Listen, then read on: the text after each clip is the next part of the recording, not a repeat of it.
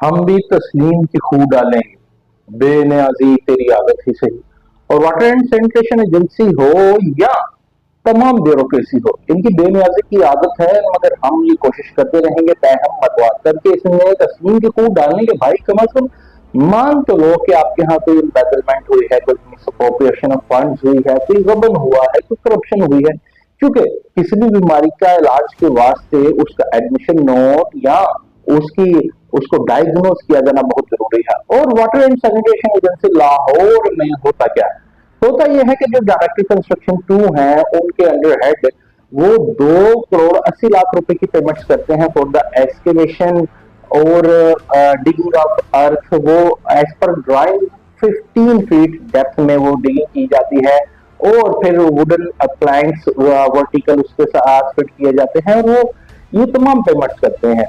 और ये चीज जब अनर्थ होती है तो पता लगता है कि उन्होंने तो ये ओवर रेट्स पेमेंट कर दी है और 16 मिलियन रुपए से जायद की ये पेमेंट जायद कर दी गई है, क्योंकि ये मैनुअल लेबर की पेमेंट की गई है, जबकि ये टेक्निकल मशीन्स की के थ्रू काम नहीं किया गया। तो और ये अगर उसके थ्रू ये काम किया जाता तो ये पेमेंट कम होती। और 16 मिलियन का मतलब है कि 1 करोड़ 60 लाख रुपए की जायद उन्होंने पेमेंट कर दी है।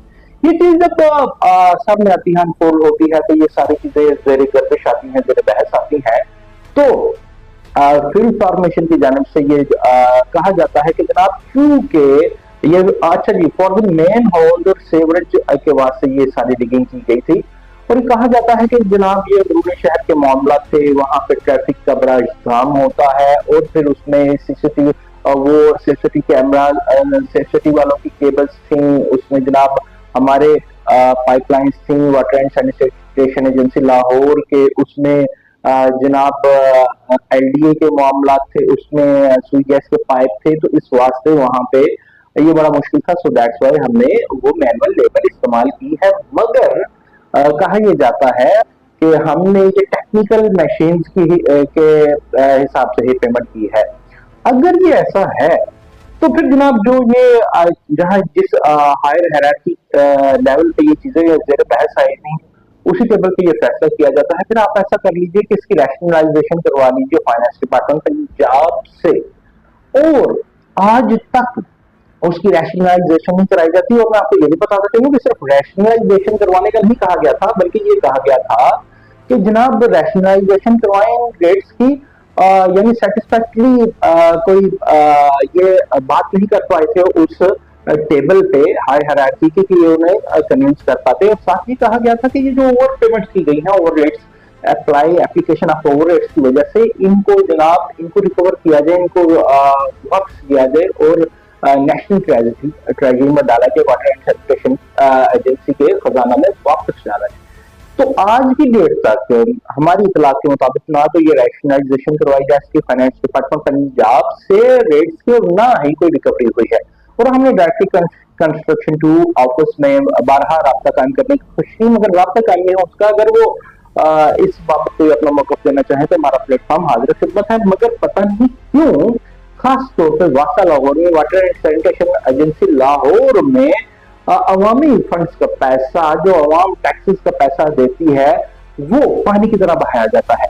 अगर आपने इसमें कोई मेजरमेंट, हम नहीं कहते कोई है, अगर इसमें कोई मेजरमेंट नहीं, कोई कॉर्पोरेशन फंड नहीं, या आपने एप्लीकेशन ऑफ हायर रेट्स नहीं किया और आपने जो मैनुअल लेबर इस्तेमाल की है मगर टेक्निकल लेबर के ही पैसे दिए हैं, तो फिर आपको कबाहत क्या है कि आप फाइनेंस डिपार्टमेंट पंजाब से as per direction of the high hierarchy table decision high hierarchy का है, तो वो वहां से आप रैशनलाइजेशन करवा लीजिए और रिकवरीज कर लीजिए और या अपने आप को सच्चा साबित कर दीजिए। और ये बात समझ में नहीं आती कि अगर ये आपके पेशरों ने आपसे पहले वाले अफसरान ने किया है तो फिर आपकी गोर गर्दन पे तो उसका कोई गुनाह नहीं, मगर आप क्यों ना करदा गुनाह की स्याही अपने दामन पे लेना चाहते हैं? आप लिख करके दीजिए कि जनाब ये मुझसे पेशतर मेरे पेशरो जो मुझसे पहले डायरेक्टर कंस्ट्रक्शन थे उनके दौर में ये काम हुआ, उन्होंने ये गलत किया है या सही किया है, ये लिखकर तो कुछ दीजिए अगर आप इन्वॉल्व नहीं है। और ये जो अवामी पैसा है इसका इस्तेमाल उसी तरीके से कीजिए जिसका फाइनेंस डिपार्टमेंट पंजाब में लिखा है। और खास तौर पे वासा के जो आला अफसरान है वो इस पे भी कोई कार्रवाई करते हमें नजर नहीं आ रहे। As per the finance rules of the Punjab जो एग्जिस्ट करते हैं उसके तहत कोई भी कार्रवाई इनिशिएट होती नजर नहीं आ रही। हमारी क्लास के मुताबिक किसी के खिलाफ फ्रीडम इनिशिएट नहीं की गई। तो भाईजान, जब तक ये पैसा यूं पानी की तरह बहाया जाता रहेगा, भले वो वासा में हो या किसी भी एडमिनिस्ट्रेटिव डिपार्टमेंट में हो, और उसके ऊपर कोई मजबूत निजाम, मजबूत आनी हाथों से जो हमारे एग्जिस्टिंग लॉज हैं उनकी इम्प्लीमेंटेशन नहीं की जाएगी, तो फिर हम यूं ही 80,000 अरब के मकरूज हैं आज की डेट में। हम यूं ही अरबों रुपए के मकरूज रहेंगे, क्योंकि कतरे कतरे से दरिया बनता है। और वासा के ये जो मिस ऑफ पॉपुलेशन जो फंड है या एप्लीकेशन ऑफ हायर रेट्स हैं या any kind of corruption in the any administrative department of the Punjab province, जहां भी ये छोटी छोटी करप्शन या मिस ऑफ ऑपरेशन होती है, तो कतरे कतरे से दरिया बनकर फिर समंदर बन के 80,000 अरब का कर्जा इस कौम पे चढ़ जाता है।